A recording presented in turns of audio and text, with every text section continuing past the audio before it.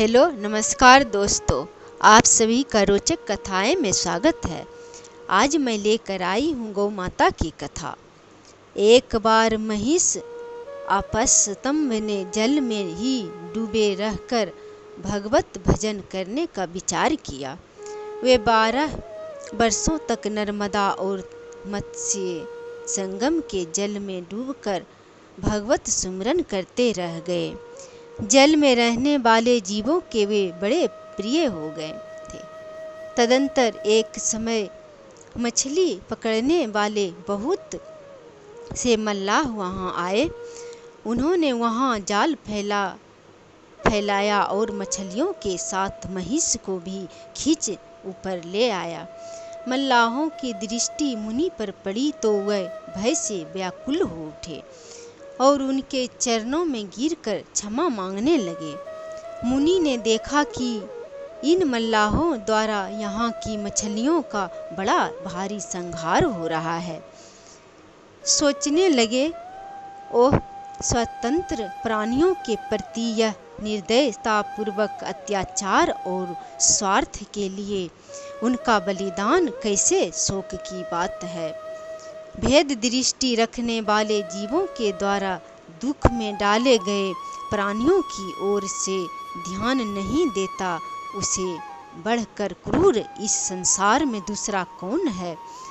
ज्ञानियों में भी जो केवल अपने ही हित में तत्पर है वह श्रेष्ठ नहीं है, क्योंकि ज्ञानी पुरुष भी जब स्वार्थ का आश्रय लेकर ध्यान में स्थित होते हैं तब इस जगत के दुखी प्राणी किसकी शरण में जाएं। जो मनुष्य स्वयं अकेला ही सुख भोगना चाहता है, मुमुक्ष जन उसे पापी से भी महापापी बतलाते हैं। वह कौन सा उपाय है जिसे इनका सारा पाप ताप मेरे ऊपर आ जाए और मेरे पास जो कुछ भी पुण्य हो वह इनके पास चला जाए। इन दरिद्र विकलांग दुखी प्राणियों को देखकर भी जिसके हृदय में दया नहीं उत्पन्न होती वह मनुष्य नहीं राक्षस है। जो सामर्थ्य होकर भी संकटापन्न भय विह्वल प्राणियों की रक्षा नहीं करता वह उनके पापों को भोगता है।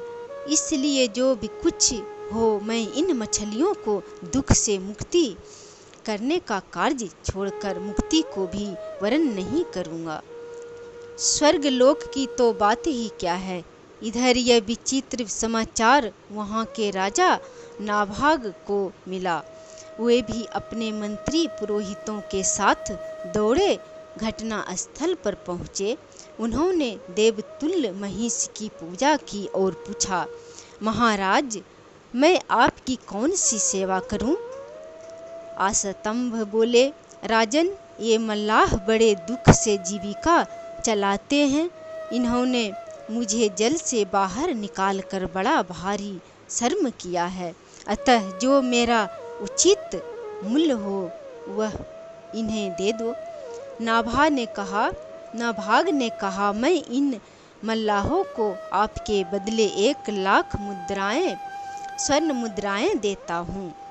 महिष ने कहा, मेरा मूल्य 1 लाख मुद्राएं ही नियत करना है, उचित नहीं है।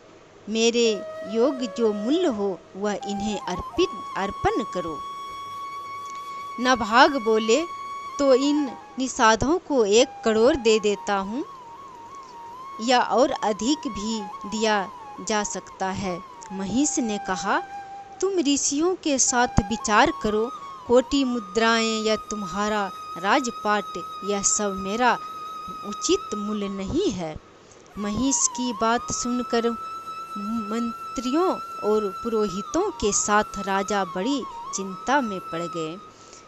इस समय महातपस्वी लोमस ऋषि वहां आ गए। उन्होंने कहा, राजन, भय न करो, मैं मुनि को संतुष्ट करूँगा। तुम इनके लिए मूल्य के रूप में 1 गौ दे दो, क्योंकि ब्राह्मण सब वर्णों में उत्तम है। उनका और गौओं का कोई मूल्य नहीं आका जा सकता है। क्योंकि गौ माता अमूल्य है, गौ माता का कोई मूल्य नहीं है।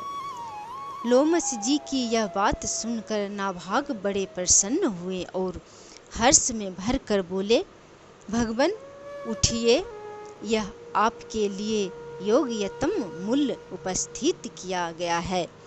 महिष ने कहा, अब मैं प्रसन्नता पूर्वक उठता हूँ।